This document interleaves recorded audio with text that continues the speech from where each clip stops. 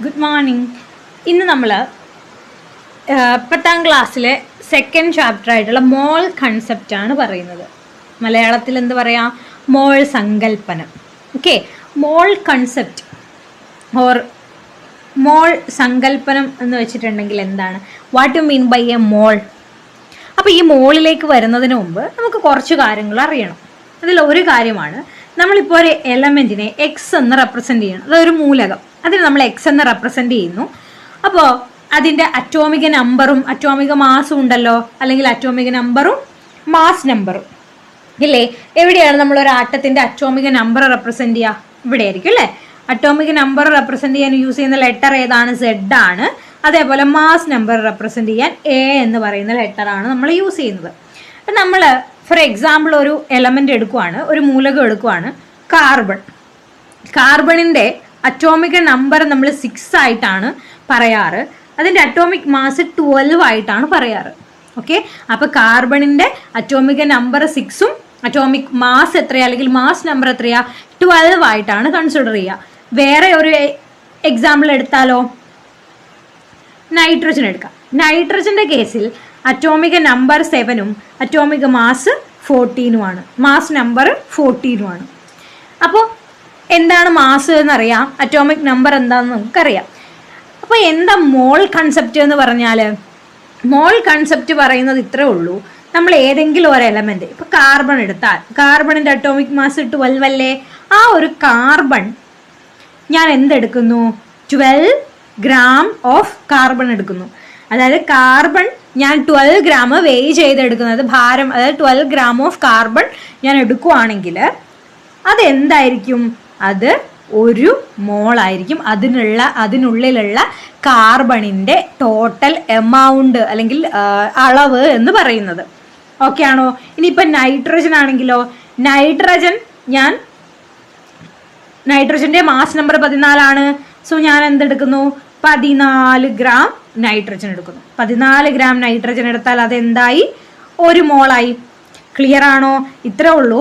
ഞാൻ ഏതെങ്കിലും ഒരു എലമെൻറ്റ്, അതായത് ഒരു മൂലകം, അതിൻ്റെ അറ്റോമിക് മാസ് എത്രയാണോ അത്രയും ഗ്രാം എടുത്താൽ അതിനുള്ളിലെ ടോട്ടൽ സബ്സ്റ്റൻസ് എന്ന് പറയുന്നത്, അല്ലെങ്കിൽ അതിലുള്ള പദാർത്ഥത്തിൻ്റെ അളവ് എന്ന് പറയുന്നത് എന്തായിരിക്കും? ഒരു മോളായിരിക്കും. അതേപോലെ നൈട്രജൻ ആണെങ്കിൽ ഞാൻ അതിൻ്റെ മാസ് നമ്പർ 14 ആണ്. സോ 14 ഗ്രാം നൈട്രജൻ എടുത്താൽ അതൊരു മോൾ ഓഫ് സബ്സ്റ്റൻസ് ആയിരിക്കും. ഓക്കെ, അങ്ങനെയാണെങ്കിൽ വേറൊരു എക്സാമ്പിൾ പറഞ്ഞേ. ഓക്സിജൻ്റെ കേസിൽ ഓക്സിജൻ്റെ അറ്റോമിക് നമ്പർ 8 ആണ്, മാസ് എത്രയാ?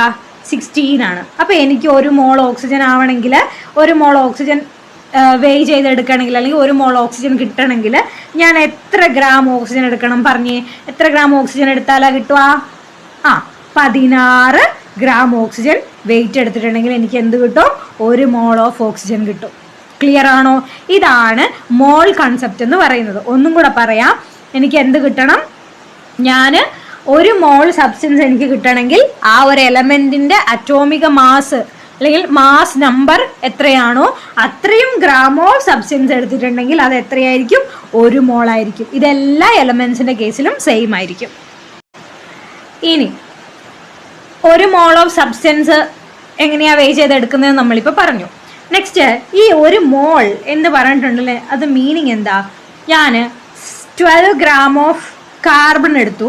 ആൻഡ് 12 ഗ്രാം ഓഫ് കാർബൺ, അത് 12 ഗ്രാം കാർബൺ ഒരു മോളാണെന്ന് പറഞ്ഞില്ലേ?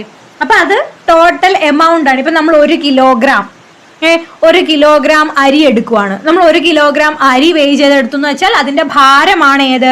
1 കിലോഗ്രാം എന്ന് പറയുന്നത്. അതേപോലെ അങ്ങനെ അളക്കാൻ പറ്റുന്ന, അല്ലെങ്കിൽ അങ്ങനെ പറയാൻ, നമുക്ക് കോമൺ ആയിട്ട് പറയാൻ പറ്റുന്ന ഒരു യൂണിറ്റ് ആണ് ഏത്?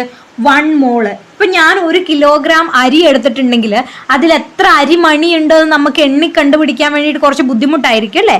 അതേപോലെ തന്നെയാണ് ഒരു ആറ്റത്തിൻ്റെ കേസിലോ നമ്മൾ കൺസിഡർ ചെയ്താൽ.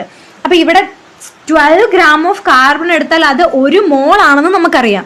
പക്ഷെ അതിൽ എത്ര ആറ്റങ്ങളുണ്ട് എന്ന് നമുക്ക് പറയാൻ വേണ്ടിയിട്ട് പറ്റുമോ? ഇല്ല. അപ്പോൾ 12 ഗ്രാം ആറ്റം എന്ന് പറഞ്ഞാൽ 12 കാർബൺ ആറ്റംസ് മാത്രമല്ല അതിലുണ്ടാവുക, അത് അതിൻ്റെ വെയിറ്റ് മാത്രമാണ്. അല്ലെങ്കിൽ ഒരു മോൾ എന്ന് പറഞ്ഞിട്ടുണ്ടെങ്കിൽ അതിൽ ഒരു ആറ്റം എന്നല്ല മീനിങ്. ഇപ്പോൾ നമ്മളൊരു കിലോഗ്രാം എന്നൊക്കെ പറയുന്നത് പോലെ ഒരു എമൗണ്ട് മാത്രമാണ് ഈ 1 മോൾ എന്ന് പറയുന്നത്. അങ്ങനെയാണെങ്കിൽ നമുക്ക് എല്ലാം ഇങ്ങനെ കണ്ടുപിടിക്കാൻ പറ്റത്തില്ല, അല്ലെങ്കിൽ എണ്ണി കണ്ടുപിടിക്കാൻ പറ്റാത്തത് കൊണ്ട് നമ്മൾ ഇതിനൊക്കെ ഒരു കോമൺ ആയിട്ടുള്ള ഒരു നമ്പർ ആയിട്ട് കൺസിഡർ ചെയ്യും. അതായത് അതങ്ങനെയാണെന്ന് ഫൈൻഡ് ഔട്ട് ചെയ്തിട്ടുണ്ട്. ഈ 1 മോൾ എന്ന് പറഞ്ഞാൽ അത് 6.022 × 10⁻23 ആറ്റംസ് ആയിരിക്കും. അതിന്റെ മീനിങ് എന്താ? 1 മോൾ കാർബൺ ആറ്റം ഞാൻ എടുത്തു, അല്ലെങ്കിൽ 12 ഗ്രാം കാർബൺ ആറ്റം ഞാൻ എടുത്തു എന്ന് പറഞ്ഞാൽ അതിന്റെ മീനിങ് എന്താണ്? ആ 12 ഗ്രാം കാർബൺ അല്ലെങ്കിൽ 1 മോൾ കാർബണിൽ ഇത്രയും ആറ്റംസ് ഉണ്ടായിരിക്കും. അതായത് 6.022 × 10⁻23 ആറ്റങ്ങള് ഈ 1 മോളിനകത്ത് ഉണ്ടായിരിക്കും. അങ്ങനെ പറഞ്ഞാൽ എന്താ? 6.022 കഴിഞ്ഞിട്ട്, അതായത് ഈ ഒരു നമ്പർ കഴിഞ്ഞിട്ട് 23 പൂജ്യം വരുന്ന അത്രയും വലിയ നമ്പറാണ് ഏത്? 1 മോൾ എന്ന് പറഞ്ഞാൽ. ഓക്കെ ആണോ? 6.022 കഴിഞ്ഞിട്ട് 23 പൂജ്യം വരുന്ന അത്രയും വലിയ നമ്പറാണ് ഏത്? 1 മോൾ ഓഫ് സബ്സ്റ്റൻസ്. ക്ലിയർ അല്ലേ? അങ്ങനെയാണെങ്കിൽ 12 ഗ്രാം കാർബൺ എന്ന് പറഞ്ഞാൽ അത് എന്താണ്? അതിന്റെ മീനിങ് എന്താ? അത് 1 മോൾ കാർബൺ അല്ലേ? 1 മോൾ കാർബൺ ആണ്. അങ്ങനെയാണെങ്കിൽ അതിലുള്ള ടോട്ടൽ കാർബൺ ആറ്റങ്ങളുടെ എണ്ണം എത്രയായിരിക്കും? 6.022 × 10⁻23 കാർബൺ ആറ്റംസ്. ക്ലിയർ അല്ലേ? 1 മോൾ എന്ന് പറഞ്ഞാൽ ഇത്രയും എണ്ണമായിരിക്കും. ഇനി വേറൊരു എക്സാമ്പിൾ പറയാം. എങ്ങനെയാണ്? ഞാൻ 14 ഗ്രാം ഓഫ് നൈട്രജൻ എടുത്തു. 14 എന്ന് പറഞ്ഞാൽ നൈട്രജന്റെ മാസ് നമ്പർ ആണ്. അപ്പൊ 14 ഗ്രാം ഓഫ് നൈട്രജൻ എന്ന് പറഞ്ഞിട്ടുണ്ടെങ്കിൽ അത് എത്ര മോൾ ആയിരിക്കും? 1 മോൾ ആയിരിക്കും. അപ്പോ ആ 1 മോൾ നൈട്രജനിലുള്ള നൈട്രജൻ ആറ്റത്തിന്റെ എണ്ണം എത്രയാ? 6.022 × 10⁻23 നൈട്രജൻ ആറ്റംസ്. ക്ലിയർ അല്ലേ? ഐഡിയ മനസ്സിലായെന്ന് വിചാരിക്കുന്നു. അതായത് ഞാൻ ഏതെങ്കിലും ഒരു എലമെന്റ് അല്ലെങ്കിൽ ഏതെങ്കിലും ഒരു മൂലകം അതിന്റെ മാസ് നമ്പർ എത്രയാണോ അത്രയും ഗ്രാം എടുത്താൽ അത് 1 മോൾ സബ്സ്റ്റൻസ് ആയിരിക്കും. അത് 1 മോൾ ആയിരിക്കും അതിന്റെ എമൗണ്ട് എന്ന് പറയുന്നത്. അതിലുള്ള ആറ്റത്തിന്റെ എണ്ണം എങ്ങനെ കണ്ടുപിടിക്കാം? അതാണ് 6.022 × 10⁻23. ഇനി ഈ നമ്പറിന് നമ്മളൊരു പേര് പറയും. 6.022 × 10⁻23 എന്ന് പറയുന്ന ഈ number is known as, number എങ്ങനെയാ അറിയുന്നത്? Avogadro number. Avogadro number. അപ്പോൾ അവോഗാഡ്രോ നമ്പർ എന്ന് പറഞ്ഞാൽ അതിന്റെ വാല്യൂ എത്രയാണ്?